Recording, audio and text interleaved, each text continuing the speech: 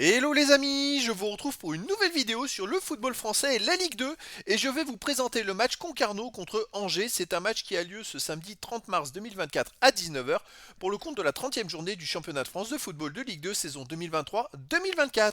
Alors Concarneau c'est le 17e du classement qui reçoit Angers, le deuxième. Donc dans cette vidéo on va revenir sur le classement de la Ligue 2, également le classement des meilleurs buteurs et passeurs de Ligue 2.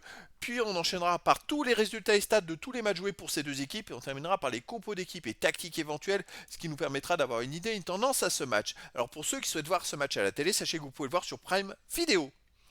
Au classement, on a donc Concarneau qui est 17ème de Ligue 2 avec 33 points en 29 matchs, 9 victoires, c'est nul, 14 défaites, 30 buts marqués, 40 encaissés, moins 10 de différence de but.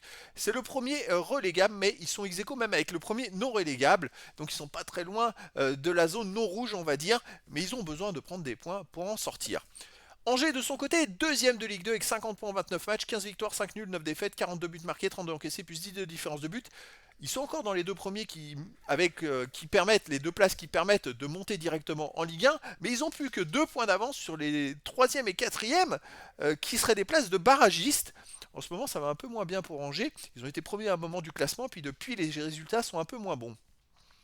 Au niveau des meilleurs marqueurs, pour Concarneau, on a Ibnouba avec 10 buts, ensuite Mergi, Chadli et Moisan avec 3 buts, Rodriguez et Ndombazi avec 2 buts. Et pour Angers, on a Diony avec 11 buts, El Melali 7, Abdelli 6, Baoya 5, Lopi et Capel avec 3 buts. Pour les passeurs décisifs, pour Concarneau, il y a Ibnouba avec 3, Georgen, Fossurier et Moisan avec 2 passes décisives et des joueurs à une passe. Et pour Angers, on a Raoul Issoa et Diony et Valérie avec 4, Ferrat 3, le Paul 2 passes décisives et sûrement d'autres joueurs ensuite.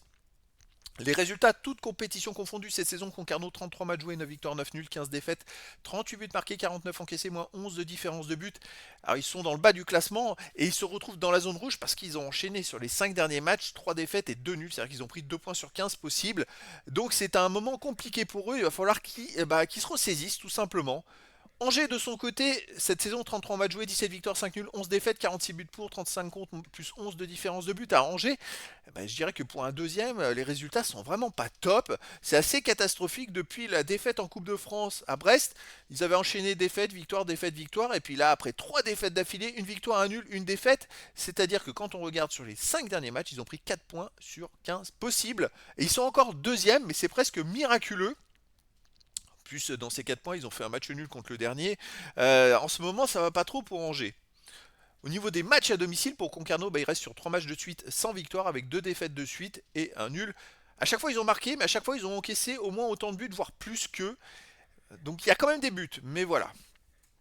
Angers de son côté à l'extérieur, c'est catastrophique. Sur les 6 derniers matchs, c'est un seul nul et que des défaites. Et il reste même, les amis, sur 6 matchs de suite sans marquer de but à l'extérieur. Alors pour un deuxième de classement qui a été longtemps premier, enfin une partie premier du classement, c'est assez hallucinant de tels résultats et puis qui sont encore deuxième. S'ils continuent comme ça, ils vont perdre l'une des deux premières places. C'est des résultats catastrophiques, hein. C'est incroyable.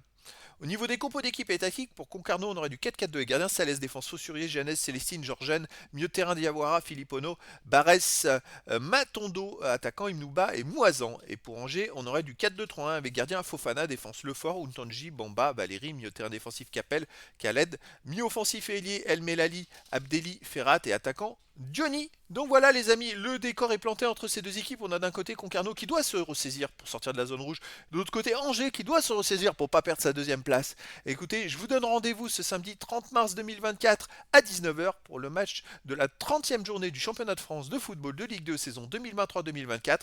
Concarneau, le 17e du classement, reçoit Angers, le deuxième. Voilà les amis, je vous dis à très bientôt pour une nouvelle vidéo.